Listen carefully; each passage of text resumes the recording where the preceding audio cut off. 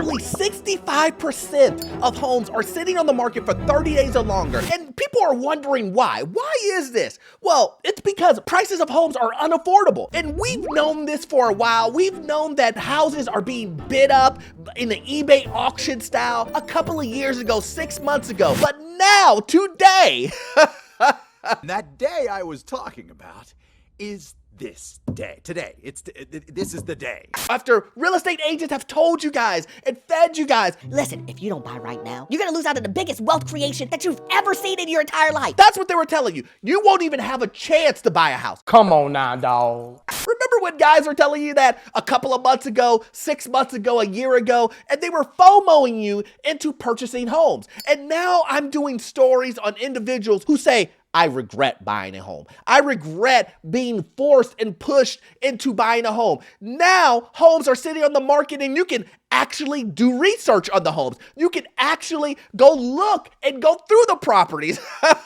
I've made a huge mistake. My name is Orlando. Welcome to the channel, guys. Make sure you hit that like and subscribe button. It really does help out the channel. And I have a newsletter, and it's free. How can you beat free? You cannot beat that. And it has tons of value, guys. And as always, if you need any type of commercial or investment financing, and I've been a lender for almost 20 years, I can assist you with that. Nearly 2/3 of home listings have been sitting on the market longer than a month as buyers grapple with high costs. Now, what are those high costs, guys? What are those high costs? We know that the biggest of those, insurance, property taxes. And then the number one is the home itself. It's overpriced. I've been getting emails and DMs from you, in which I greatly appreciate it. And you guys are telling me, Orlando, I overpaid $50,000. Or my friend down the street, I told him, don't buy the house. It's gonna be cheaper 2 years from now or a year from now. And he didn't listen. And now a property down the street sold for $100,000 less. Don't do it. You'll regret it, man. Trust me. this is one thing that I've always said. Not only do we have high interest rates, then we have property insurance, and then we have property taxes. All of these things, they're not going up 3%, 5%. They're going up 100%, 200%, guys. What? So if you have property insurance going up that is a result of owning a home, what do you think is going to happen to the property itself? It has to drop, because if the everyday average person cannot afford a home, then no one's going to buy the homes. If no one buys homes because the prices are too high, then what happens to the prices of the homes? If demand is down in the bucket, at the bottom of the barrel, what happens to the prices of homes? They go down. That's it. Today's video is sponsored by Aura. Guys, listen, we know that in today's world, on the internet, we have data brokers that are out here trying to sell all of your information on the internet, and they will sell your information to spammers and scammers and all other types of people that you do not want to have your information. And we saw this happen in the latest data breach by AT&T, where 73 million customers had their data stolen. That's why I've been using Aura, the sponsor of today's video. Aura shows me which data brokers are selling my information and automatically submits opt-out requests for me. Cleaning up my information not only helps me reduce the amount of spam I get, but it protects me from hackers who could use my information to help them access my social media accounts, bank accounts, and other sensitive information. You may already have one or two of these tools already, but not having Aura is like locking the front door and leaving the back door wide open. Aura is always on, doing the hard work to keep me safe so I can focus on other tasks with a peace of mind. I value my privacy and I value yours, guys. You can go to aura.com/Orlando and get your 2-week free trial, guys. You can't beat it. Also, the link is in the description below. Now back to the video. That's up 60% from a year ago. 60%, guys. Not okay. That's not a small number. I know some of you guys are like, oh, you know, I mean, did it really go up that much? 60%. More home listings are growing stale because of high housing costs are dampening demand, while the supply of homes for sale is growing. What? Inventory is going up? Who? Man, only if somebody would have said that. Nearly 2/3, 65% or 64.7% of homes that were on the market in June had been listed for more than 30 days without going under contract. That's up from 59.6% a year earlier, marking the biggest annual increase in a year. That's the highest share of any June since 2020. Follow the numbers. Make math great again. I mean, because some of you guys are like, well, if I go ahead and I pay $100,000 over and then I wait 7-8 years to stay in the house, if I break even, then it was worth it. Was it? No. Hell no. Hell no. Was it?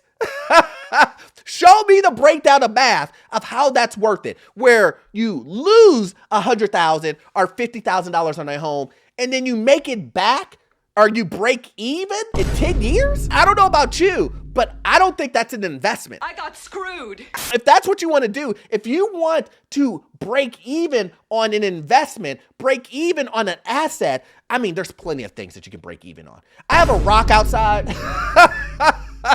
It'll be worth the same value 10 years from now. And you won't have to worry about anything, guys. That's a deal. It's a deal. June was the fourth straight month in which the portion of homes sitting on the market for at least 1 month ticked up on a year-over-year basis. Less desirable listings are sitting on the market, causing unsold inventory to pile up. And what are we starting to see? We're starting to see on places like Zillow, Redfin, all these other places where you see real estate agents are taking down the listings. They're taking down the listings and then they're relisting them.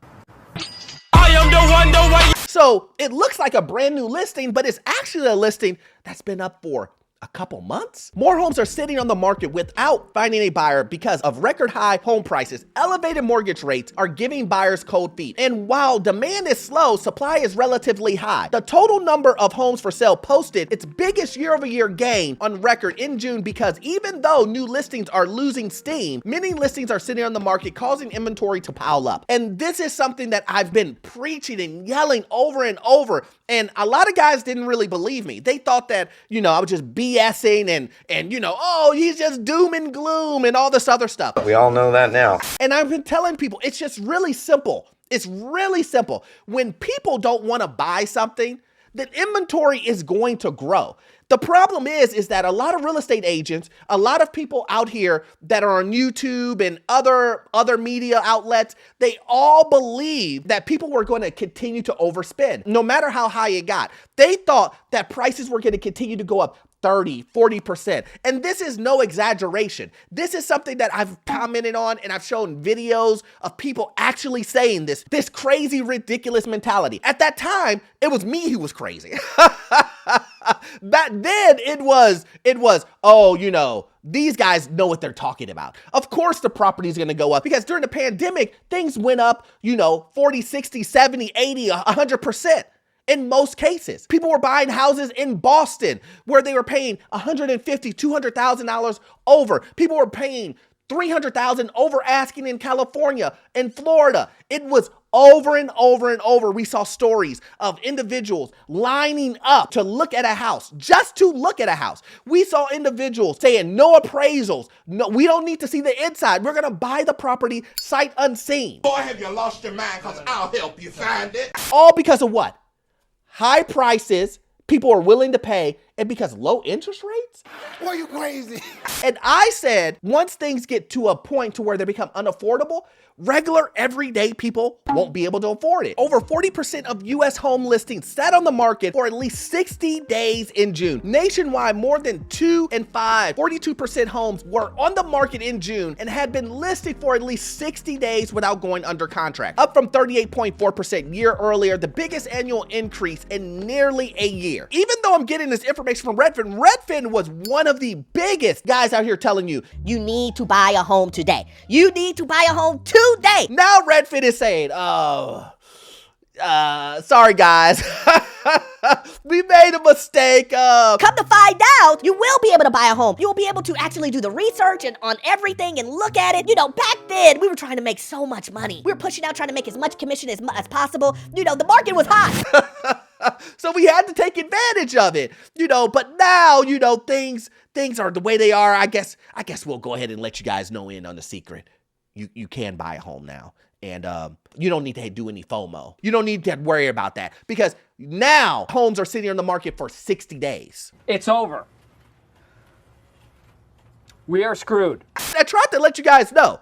I tried to inform you to let you guys know that it happens in cycles. This is a cycle that is going to continue to happen, and this won't be the last time. It's not the first, and it won't be the last. We will see this same cycle happen in another 10 years. Looks normal to me. Prices will continue to drop. Right now, we're kind of in this limbo area. And you know why we're in this limbo area. We got the election coming up. Who knows what's going to happen to the Fed? He may lose his job, so he's just kind of just hanging around. What are you doing? Nothing. Me? Just hanging around.